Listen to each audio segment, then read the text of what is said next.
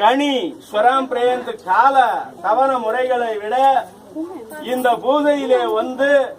நான் மலை போல் நின்று இங்கு முருகா என்ற சொல்லுக்கு கட்டுப்பட்ட அருளாக அமைந்து உங்களிடத்திலே நான் எவ்விதமாக தோற்றம் அமைந்து கொண்டு இருப்பேனோ அந்த தோற்றத்தை நீங்கள் கண்டு கழிப்பீர்களோ அந்த கண்டு கழிப்பின்ற காலத்திலே உங்கள் துன்பங்கள் அனைவருக்கும் விளக்கப்படும். நான் கேட்டு அறிந்தால் மட்டுமல்ல, என் கரத்திலிருந்து உங்களுக்கு அமுதங்கள் தந்தால் மட்டுமே அல்ல, இந்த பாலகன் முடியிலே நான் புஷ்ப வாகனத்திலே நின்று பல துன்பங்களை துடைத்துக் கொண்டு இங்கு ஒரு அவதாரமாக நான் நின்று கொண்டிருப்பேன். அந்த பூஜை அங்கு வணங்கி வழிபடும் காலத்திலே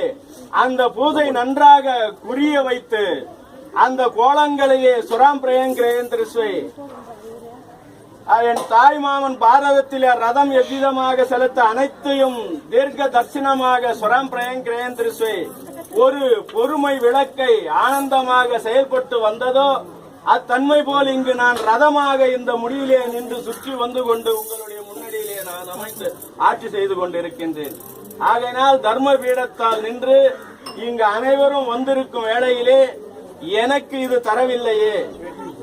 எனக்கு இது பொருள்படுத்தவில்லையே, இது சில நேரம் வாதங்களை மட்டும் பேசிவிட்டு இந்த அழகேசன்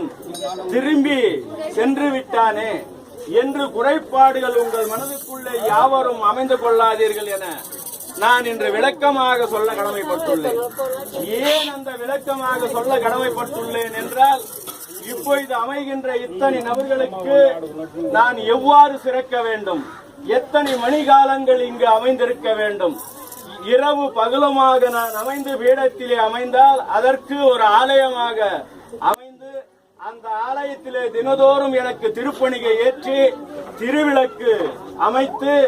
என்னை நன்கு முறையிலே பூஜைகளிலே சொராம் தவண முறையிலே பூஜைகளை வைத்து தர்மத்தை எளிதாக எழுப்ப வேண்டும் என்றால் இந்த முடியிலே நான் எப்பொழுதும் இவன் இவன் தருணம் மூச்சு உடலிலே இருக்கும் வரையில் நான் சொரம் பிரயங்கிறேன், தர்மங்களை எழுப்ப காத்து கொண்டிருக்கின்றேன். மானிடர்களுக்கு என்று நான் சொல்ல கட்டுப்படவில்லை. மானிடருடைய விதிவிலக்குகளை தர்மங்கள் எவ்விதமாக